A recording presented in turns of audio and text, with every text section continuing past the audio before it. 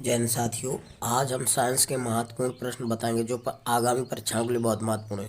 देखिए दोस्तों, पहला है मेरुदंड का विकास भ्रूण के किस भाग से होता है? तो मेसोडर्म से होता है, ध्यान रखना। मेरुदंड का विकास भ्रूण के किस भाग से हुआ है? तो मेसोडर्म से, ध्यान रखना, मेसोडर्म से हुआ है। पृष्ठ नालवत तंत्र का रज्जु किसमें पाई जाती है? तो सभी पृष्ठवंशियों में पाई जाती है, ध्यान रखना, सभी पृष्ठवंशियों में पाई जाती है। कौन सी? पृष्ठ नालवत तंत्र का रज्जु किसमें पाई जाती है? तो सभी पृष्ठवंशियों में। अगला है बाह्य कण किन जंतुओं में पाए जाते हैं?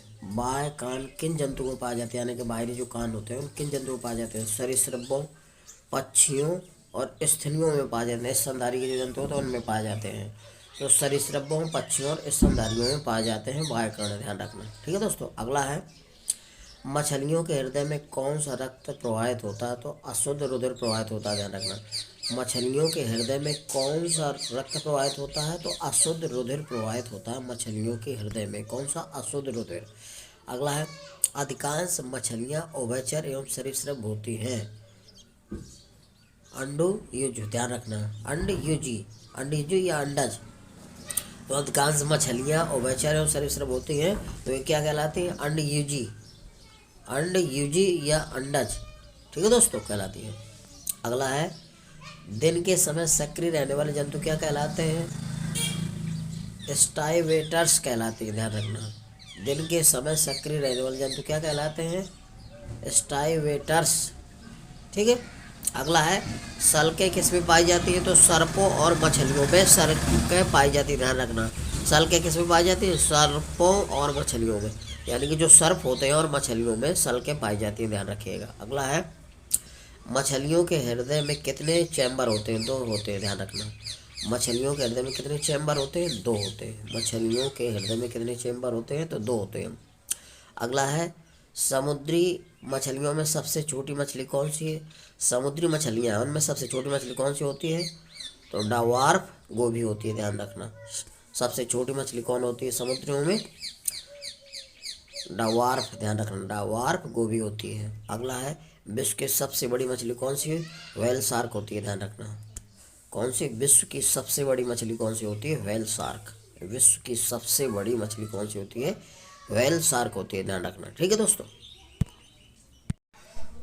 अगला है साथियों आर्थ्रोपोडा में किस का बना बाह्य कंकाल पाया जाता है? जो आर्थ्रोपोडा होता है उसमें किसका बाह्य कंकाल बना होता है? तो काइटिन युक्त उपचर्म का बना होता है, ध्यान रखना।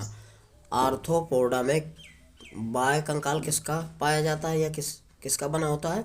यह पाया जाता है तो काइटिन युक्त उपचर्म का बना होता है, ध्यान रखना। बाह्य कंकाल का होता है आर्थ्रोपोडा में? काइटिन युक्त उपचर्म का बना होता है। ठीक है दोस्तों, अगला है झींगा मछली, क्रेफिश, सिल्वर फिश किस संघ के जीव हैं? तो ये आर्थ्रोपोडा के हैं, ध्यान रखना। झींगा मछली, क्रेफिश और सिल्व फिश किस संघ के जीव हैं? तो आर्थ्रोपोडा के, ध्यान रखना। किसके? आर्थ्रोपोडा के। अगला है बिच्छू, ककड़ी, माइटस तथा किलनी में कितनी टांगे पाई जाती हैं? तो 4 जोड़ी टांगे पाई जाती हैं, ध्यान रखना। बिच्छू है, मकड़ी है, माइटस है और किलनी में 4 जोड़ी टांगे पाई जाती हैं। कितनी? 4 जोड़ी, ध्यान रखिएगा। ठीक है दोस्तों, अगला है ऑक्टोपस किस संघ का जंतु है? तो मोलस्का संघ का जंतु है, ध्यान रखना। ऑक्टोपस किस संघ का जंतु है? मोलस्का का, ध्यान रखना। ऑक्टोपस किस संघ का जंतु है? तो मोलस्का का, ध्यान रखना। किसका? मोलस्का संघ का जंतु है। अगला है लाल चींटियों में कौन सा अम्ल पाया जाता है? तो फार्मिक अम्ल पाया जाता है। लाल चींटियों में कौन सा अम्ल पाया जाता है? फार्मिक अम्ल पाया जाता है। जब चींटियाँ कहीं काट लेते हैं तो चिन्हमें होने लगता है, यानी कि दर्द होता है हल्का, तो फार्मिक अम्ल के कारण होता है। लाल चींटियों में क्या पाया जाता है? फार्मिक अम्ल। अगला है मलेरिया रोग किसके काटने से फैलता है? तो मादा एनोफ्िलीज मच्छर के काटने से फैलता है, ध्यान रखना।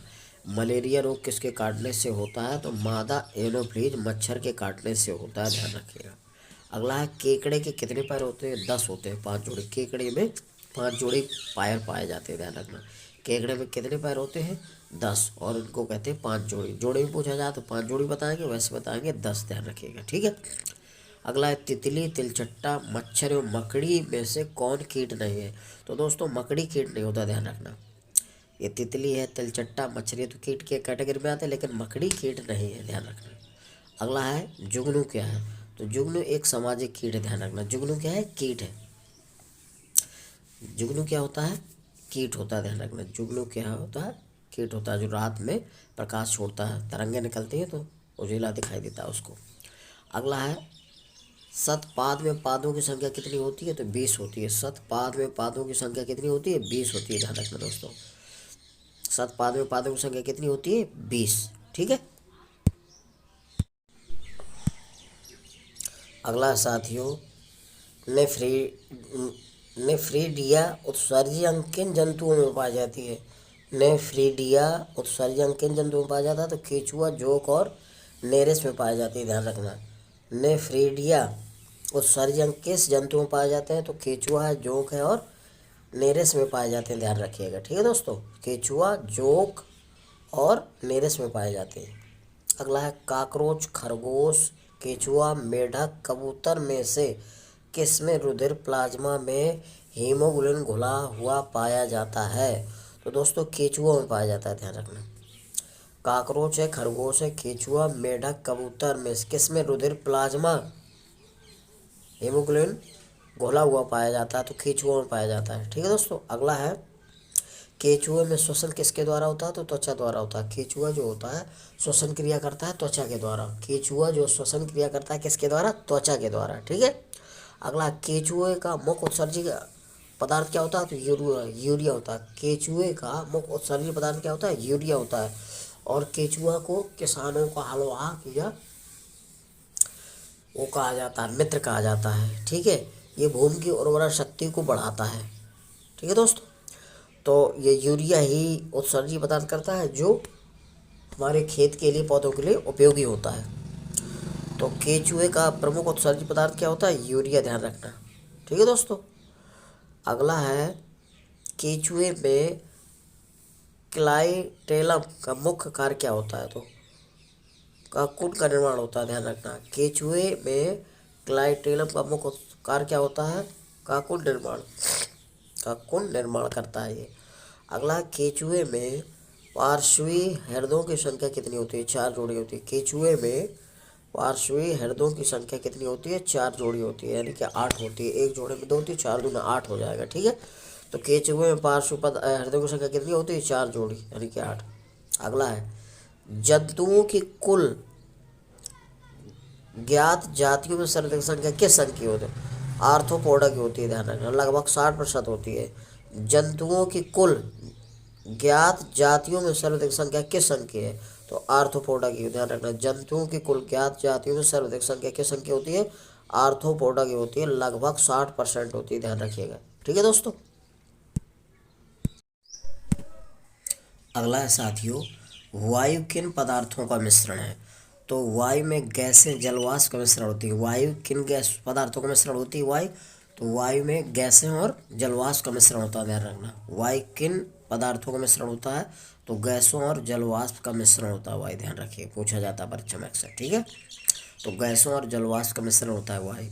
अगला है पीतल किसका मिश्रण है, तो पीतल तांबे और जस्ते का मिश्रण होता है, यानी कि जिंक और कापर का, ध्यान रखिएगा। तो पीतल किसका मिश्रण होता है, तांबे और जस्ते का, इसी को कापर और जिंक कहेंगे, ध्यान रखिएगा, मिश्रण होता है। शुद्ध वायु कैसा मिश्रण है, तो समांगी मिश्रण है। शुद्ध वायु का मतलब कैसा मिश्रण है, तो समांगी मिश्रण होता है। जब वायु में कई विभिन्न गैसें मिलती हैं तो विषमांगी हो जाता है, और जब शुद्ध वायु का है तो सिर्फ समांगी मिश्रण होता है, ध्यान रखना। शुद्ध वायु कैसा मिश्रण है, समांगी। मिश्र धातुएं किस प्रकार का मिश्रण होती है, मिश्र धातु समांगी मिश्रण होती है। मिश्र धातु किस प्रकार का मिश्रण होती है, समांगी मिश्रण होती है, क्योंकि इनमें सबकी मात्रा समान होती है, ठीक है, इसलिए इसको बोला जाता है समांगी मिश्रण। अगला है एल्कोहल व जल का मिश्रण कैसा मिश्रण होता है, तो समांगी मिश्रण होता है। एल्कोहल व जल का मिश्रण कैसा होता है, समांगी मिश्रण होता है, क्योंकि एल्कोहल भी लिक्विड होता है, यानी कि द्रव होता है, और जल भी क्या होता है, द्रव होता है, इसलिए समांगी मिश्रण होता है, जब मिलाने के बाद बन जाता है। पेट्रोल व जल का मिश्रण कैसा होता है, विषमांगी होता है। पेट्रोल और जल का मिश्रण क्या होता है, विषमांगी होता है, ठीक है, क्योंकि पेट्रोल भी तुम्हारा कई चीज़ होती है दोस्तों, एथेन है, प्रोपेन है, ठीक है, और मोम वगैरह सब कई चीज़ होती है। तो इसलिए पेट्रोल और जल का मिश्रण कैसा मिश्रण होता है? विषमांगी, ध्यान रखिए हमेशा। अशुद्ध जल किस विधि से प्राप्त किया जाता है? तो आसवन विधि से प्राप्त किया जा सकता है। अशुद्ध जल किस विधि से प्राप्त किया जा सकता है? तो आसवन विधि द्वारा प्राप्त किया जा सकता है, ध्यान रखना। आसवन विधि से अशुद्ध जल प्राप्त करते हैं। अगला है, लाल व नीली स्याही के मिश्रण को किस रीति द्वारा पृथक करना उपयुक्त है? वर्ण लेखन विधि द्वारा, ध्यान रखना। लाल व नीली स्याही के मिश्रण को किस रीति द्वारा पृथक करना उपयुक्त है, यानी कि अलग करना, अलग किया जा सकता है। लाल और नीली स्याही के मिश्रण को किस विधि द्वारा अलग किया जा सकता है? तो ये विधि होती है वर्ण लेखन द्वारा, वर्ण लेखन द्वारा। ठीक है दोस्तों, मेरी वीडियो को लाइक और सब्सक्राइब करिए यदि दोस्तों मेरा वीडियो अच्छा लग रहा है। ठीक है दोस्तों, जय हिंद साथियों।